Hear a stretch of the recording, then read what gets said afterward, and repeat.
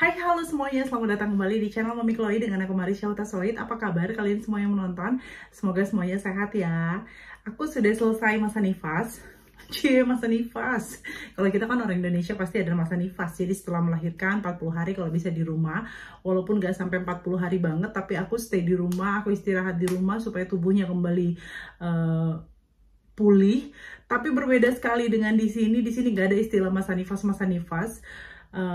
Semuanya langsung silau banget. Semuanya langsung beraktivitas seperti biasa karena terlalu mandiri kali ya. Walaupun Denmark termasuk ke dalam salah satu negara dengan cuti melahirkan paling panjang, tapi tetap aja kalau melahirkan terus nggak ada yang nolong, sendirian aja, ya sama aja nggak bakal ada istirahat kan.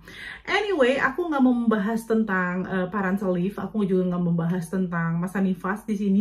Aku mau kasih tahu ke kalian fakta melahirkan di Denmark. Yang fakta yang pertama, melahirkan harus normal. Yes, di Denmark itu Viking banget ya. Jadi nggak bakal ada cerita kalau kita lagi hamil ujuk-ujuk datang ke dokter, dok, aku nggak mau lahiran normal, takut, aku pengennya sesar. What? Mereka kayaknya bakal langsung pelototin kita dan enggak, itu bukan, kamu udah salah negara kalau begitu. Di sini kamu harus normal. Orang Denmark ya itu natural gitu. Jadi memang harus normal. Selama kita nggak masuk ke dalam stage melahirkan yang beresiko atau punya riwayat melahirkan komplikasi, mereka pasti akan nunggu sampai bayinya keluar secara natural. Dan mereka percaya kalau kita lahiran secara normal, proses healingnya juga jauh lebih cepat. Dan ya semakin cepat sembuh, semakin cepat pulih, semakin cepat juga kita beradaptasi. Yang kedua, kalau sampai kita ada riwayat kehamilan yang beresiko seperti aku kemarin sesar, jadi nggak ada pilihan, memang harus optionnya sesar, dan sesar itu hanya bisa ditentukan sama dokter. Di Denmark, orang yang melahirkan secara sesarian itu sangat sedikit ya, dan setengah dari yang sedikit itu adalah sito itu urgent, jadi mereka harus melahirkan secara sesarian tapi tidak di plan. Kenapa tidak di plan? Ya mungkin tiba-tiba bayinya sudah kekurangan oksigen kah, atau ibunya berbahaya kah, jadi memang harus dilakukan emergency sesarian. Tapi seperti yang aku bilang tadi, persentase melahirkan secara sesarian itu sudah sedikit, dan setengah dari sedikit itu adalah unplanned.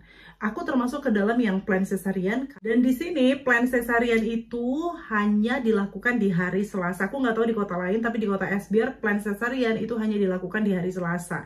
Dan itu semua ada stage-nya, dimulai dari yang paling emergency sampai dengan yang paling biasa. Pada saat hari Selasa aku melahirkan waktu itu, aku termasuk ke dalam stage ketiga. Jadi ya sudah direncanakan, tidak terlalu tinggi resikonya, jadi bisa di urutan nomor 3. Jadi nggak bakal ada ceritanya request, aku pengen lahiran di tanggal sekian supaya tanggal cantik. No, big no. Di sini pasti dokternya langsung marah. Jadi sesarian itu hanya disarankan oleh dokter yang menentukan.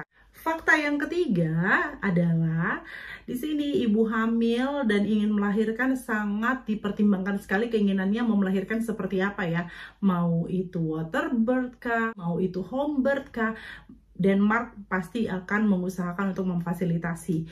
Jadi mereka akan sangat mengusahakan sekali supaya keinginan ibu hamil ini untuk melahirkan secara apapun, kecuali maksudnya yang normal lah ya, jangan melahirkan di udara ya, itu nggak mungkin. Tapi maksudnya mereka akan sangat mengusahakan sekali keinginan ibu hamil ini untuk melahirkan maunya secara apa gitu. Jadi aku punya teman, salah satu teman baik aku, dia baru aja melahirkan bulan lalu, dan dia memilih untuk melahirkan home birth dan itu water birth. Jadi bidannya datang ke rumah, siapin kolamnya, dan juga ya udah semua prosesnya dilakukan di rumah. Fakta yang keempat, melahirkan itu dibantu oleh bidan ya, jadi bukan dokter. Dan juga setelah kita melahirkan tidak ada dokter anak yang mendampingi untuk melihat anaknya lahir seperti apa. Jadi di sini semuanya bidan yang handle, karena bidannya juga ditrain untuk bisa melakukan banyak hal gitu. Aku nggak tahu kalau di Indonesia, karena jujur aku belum pernah pergi ke bidan di Indonesia, tapi mungkin semua sama ya, karena aku beberapa kali ngeliat video orang melahirkan dengan bidan di Indonesia, bidannya juga yang handle bayinya langsung, jadinya di sini juga seperti itu. Bidan yang langsung handle bayinya. Bahkan vaksin pertama untuk bayinya pun dilakukan oleh bidan di sini. Jadi kita ketemu dengan dokter itu hanya kalau kita melahirkan secara sesar. Lalu fakta yang kelima, kalau kita melahirkan secara normal, begitu kita bisa pipis langsung boleh pulang. Yes, ngeri banget ya. Karena di Denmark itu mereka percaya bahwa pengobatan terbaik itu adalah di rumah.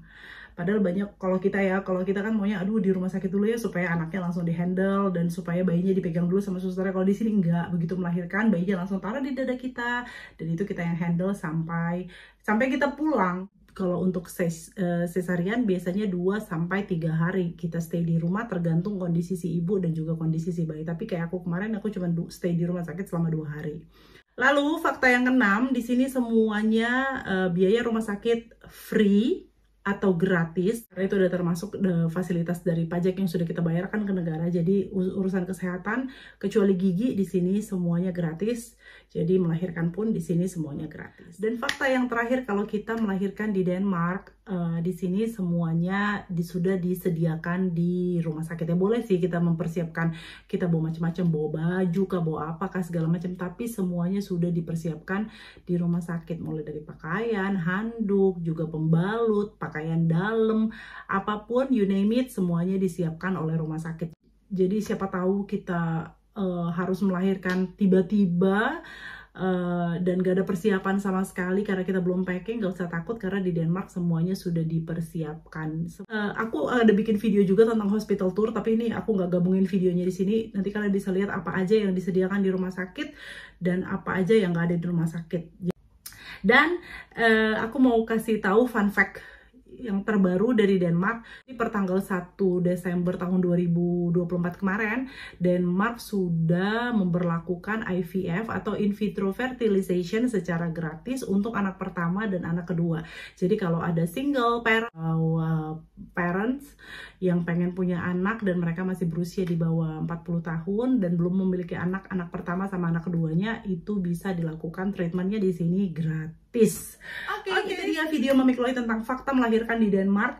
Semoga video ini bisa menambah pengetahuan buat kamu yang menonton. Dan kalau kalian suka dengan videonya, jangan lupa di like, di komen, dan di subscribe. Sampai ketemu di vlog Mami Chloe yang lainnya. Hai hai!